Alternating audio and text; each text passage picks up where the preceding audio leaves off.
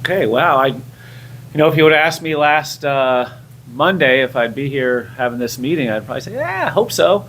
We're lucky enough to have run very well throughout the season and have received one of the 14 at-large selections to the NCAA Men's Cross Country Championships. Will be hosted at the University of Missouri on Saturday.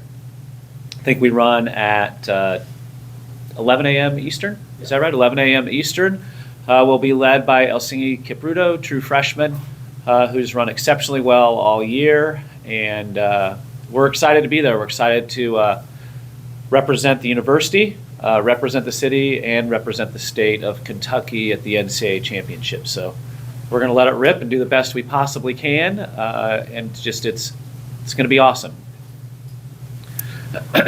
So you kind of, when you were with here earlier in the year, you kind of had that, maybe you said confidence, I think, about being better. Can you just talk about the progression of the men's team and how kind of you got here? Yeah, so, we started out, we've had a lot of sixth place finishes this year. I think we were sixth in Alabama at the beginning of the year.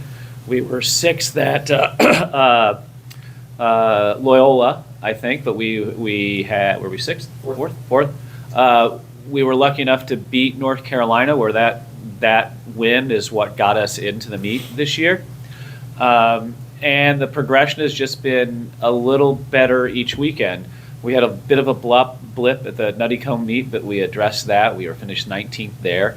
And we addressed that, and we know exactly why it happened. There's always a reason why things happen. You just got to figure it out. And then we've just gotten at the ACC meet. We ran well. We were just a little bit off of that 5, 6, 7 spot.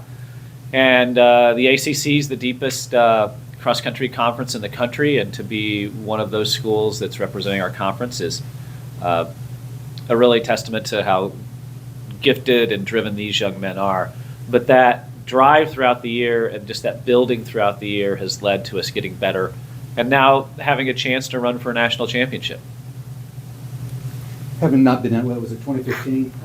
What was the reaction? I had hair back then. Yeah, what was the reaction from yourself and the play and your runners and when you learned of the Well, it's interesting because our sport is an objective selection process. So there is no subjectivity in our selection. All the time in basketball, there's always the 68th team that's complaining that they shouldn't be in and somebody should be in. Our sport is 100% objective. And there's actually a program that you use to see who's being selected. So all the regions are running at different times. And we're putting those, so we know our result, we know about 4 other regions' results. And we're putting the other region results in as they come, and we start thinking about an hour and a half after the meet, this might happen. And then it all came down to the West region. If Stanford is 6th, we go. If Stanford is 5th, we don't go. Stanford was 6th by, I think, 1 point? 1 point. And that's the reason. So it kept building throughout the trip home, and the stress level on that trip home was significant because the Wi-Fi didn't work on the planes. So we didn't know all the results, and then you start getting random texts when you land, congratulations, but you still truly don't know until that selection happens on Saturday, whatever day it was, Saturday at 5 p.m. So that tension is significant, and that whole process was exhausting. Obviously, you mentioned that the selection is based on your body of work throughout the entire season, the teams you beat, the way you run certain meets. But can you talk about this weekend specifically and just how things came together at the regional meet with different guys stepping up? Yeah, so we needed to have our back end run really well, and our back end did an exceptional job with Spencer and Gustav. Those guys ran. We hoped that they could be around 50th place, and they were around 50th place, and that's what propelled us in to the meet. We ended up beating Furman, I think, by maybe 7 or 8 points. Had we lost to Furman, we don't go.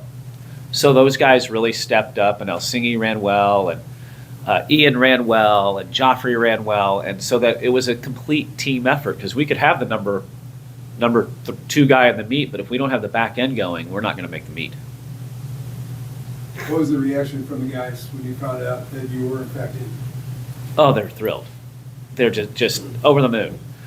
Spencer said, "This has been a dream of mine my entire life." And that's a kid from Southern Indiana. That's what his goal has been forever, is to make this meet. So a kid from Ferdinand, I don't even know where Ferdinand is, but that's his goal, and he worked his tail off all summer, and he's one of the core guys that holds this group together and holds this group accountable. And it's a reflection. Our team is a reflection of Spencer. You speak to the year that Orsini has had, and he was runner up there.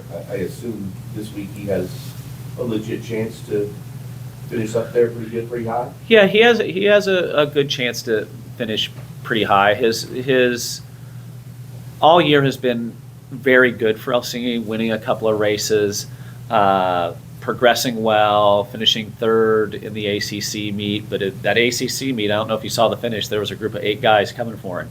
Another 20 meters, he might have been 10th.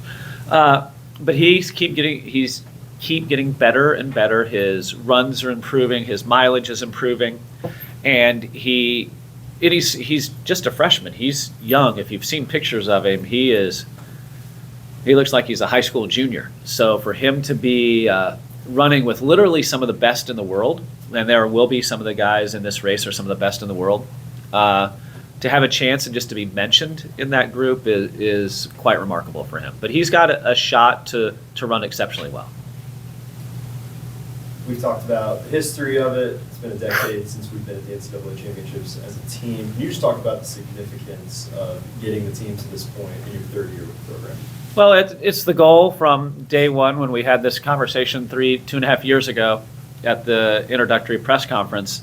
Our goal is to make the national championship, which now we've done. Now it's to run really well and then set ourselves up for next year. And now it's a collective, yes, we can do this.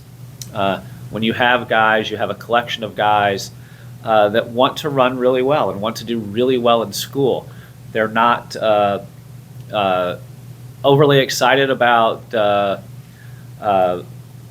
Friday night nightlife because, hey, we got a long run on Sunday morning. And that's what these guys have been doing. They've been committed to the goal of running well, and it shows that if you just put your mind to something, you run 90 miles a week, you run 100 miles a week, you stay healthy, you stay happy, you have a chance to run really well and run with some of the best in the country. There's only 32 teams in the country that make this national championship, and that's really, really tough to do. And for these guys to do that is really impressive.